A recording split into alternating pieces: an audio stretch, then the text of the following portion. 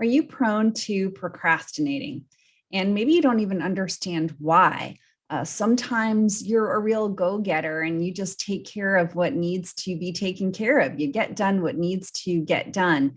But other times, maybe you just cannot start or finish either a work project or maybe a household task or some other obligation. If this sounds like you, then stick around because I'm going to tell you the surprising reason why your anxiety may be contributing or making you procrastinate. Plus, I'm going to give you some really powerful questions that you can ask yourself that will help you get done what needs to get done. Hi there, I am Heather. I'm an anxiety coach and have had the opportunity to work with hundreds of clients. I've helped them get to the root cause of why they have anxiety to heal it so that they can finally live the life that they have always wanted to live.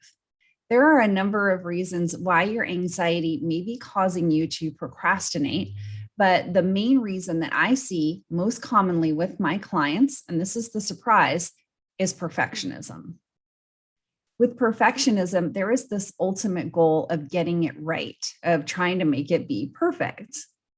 The pressure that you are putting on yourself when you're trying to make everything perfect causes you to have anxiety because it's putting you into a heightened state, which is essentially a fear response, and that is triggering your nervous system. Because of the pressure that you are putting on yourself, your internal response, which you may not even realize that you are doing, is to think, well, if I can't do it right, if I can't do it perfect, then why bother even starting?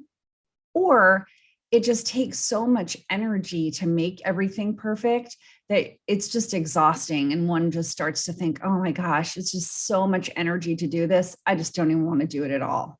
So now that you understand how and why your anxiety is making you procrastinate, what are you supposed to do about it?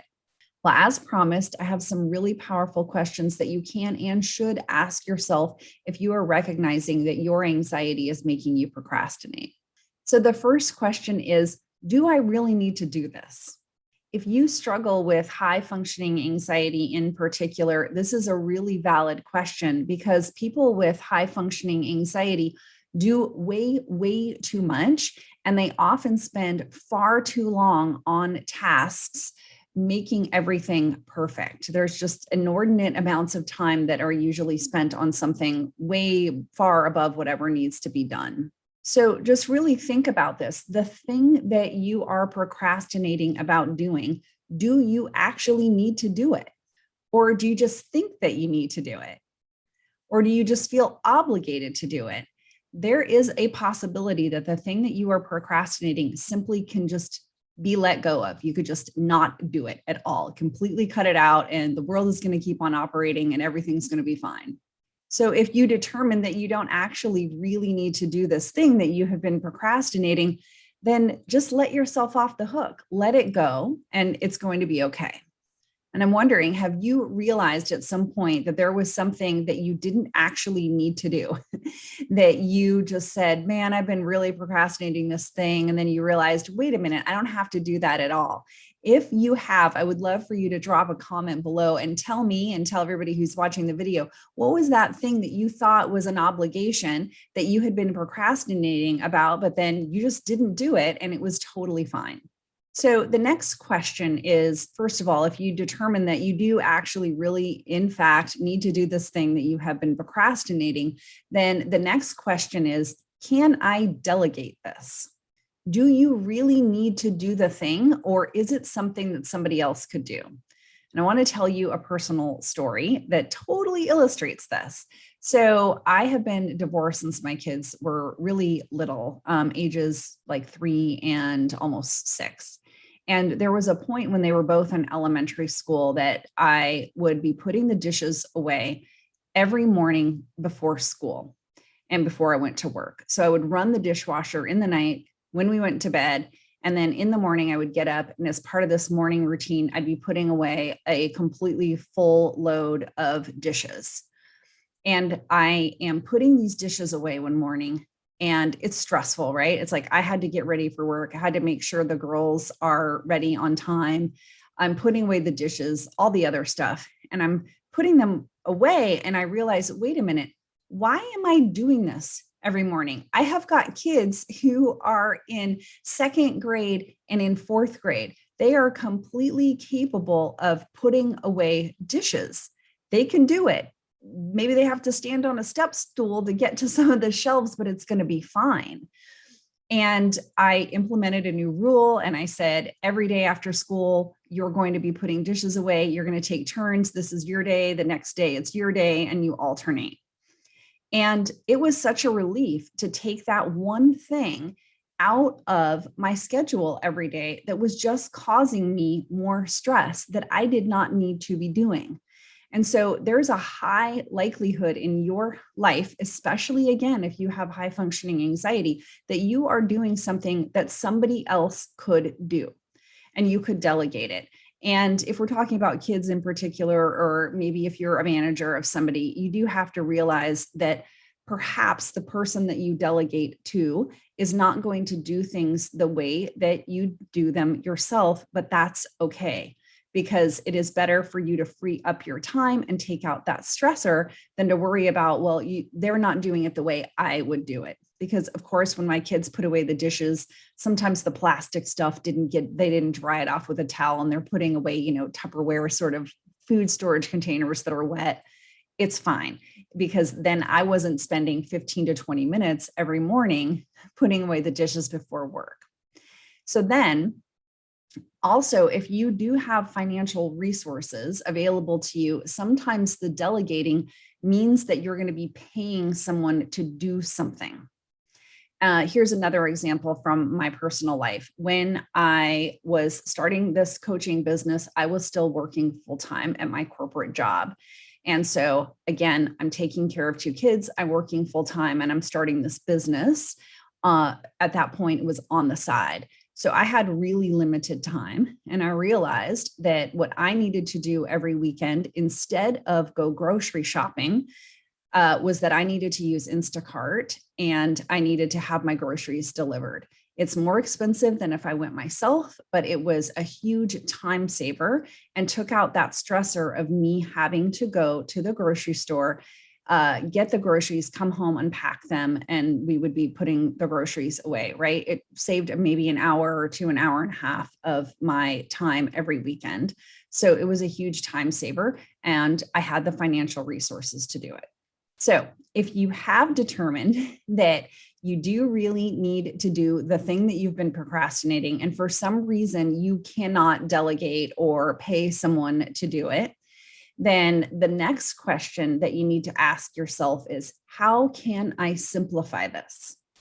And another way of phrasing this is, what can I not do? What can I cut out of this? There is a high likelihood that you are making whatever it is that you are doing that's causing you to procrastinate and making you anxious. It's highly likely that you're making it too complex, and that you could cut something out of it, and you could change it or modify it, make it simpler in some way. And along those lines, another really powerful question that you can ask yourself is, what else is there that I can cut or not do so I can focus on this thing that I have been procrastinating? You only have so much time, right? It is a precious resource. So the question here is, what else in your life can you simplify so that you can focus on this thing that you have been procrastinating about? So just simplify, simplify, simplify. And then another really powerful question that you can ask yourself is, when is the best time for me to do this? If you have been procrastinating, maybe part of the reason is that you're trying to do something at an inopportune time. It's not really the best time for you. Maybe you're getting interrupted. Maybe you just don't have the attention span. You're trying to do something later in the day when you're tired, when you actually need to be doing it, let's say in the morning when you feel refreshed. So figuring out, again, how can you simplify? How can you make it easier for yourself? Oftentimes figuring out the best time for you to do something is going to make you procrastinate less and want to start something or finish it, because you're doing it at a time that works for you. And then the final question that you can ask yourself is, what is the first step that I need to take to start? Oftentimes we are procrastinating, again, with perfectionism coming in. We're looking at the entire thing that needs to be done. We're looking at the end result. We're looking at what we think needs to happen and how perfect it needs to be. And it gets to be really overwhelming.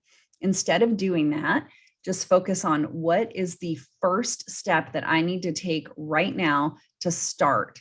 And that is going to give you momentum. And oftentimes that alone is enough to carry you through. If you do happen to get stuck after you start, then you can ask yourself the same sort of question is, what is the next step that I need to take to keep going? And with all of these questions, really what you've got to remember is that done is better than perfect. So again, if you are struggling with high functioning anxiety in particular, like I used to, recognizing that done is better than perfect is a huge step in the right direction if you are procrastinating, right? Because if you've determined, yep, I need to do this thing, and you can't delegate it to anyone, and you've simplified it as much as you can simplify it. The objective here is to finish the thing, and recognizing with high functioning anxiety that your standards are probably way, way too high. If you lower them, the done is better than perfect. The done is actually going to be really probably pretty good. So if you are ready to finally address the root cause of why you have anxiety, why your anxiety is making you procrastinate, I work with individuals in one-on-one coaching, and I also offer group programs. So I'm going to link to those options in the description below. And then I'm also going to pin a comment with another video about anxiety that I think you're going to find really useful. So go ahead and watch that one next. Thank you so much for being here, and I'll see you next time.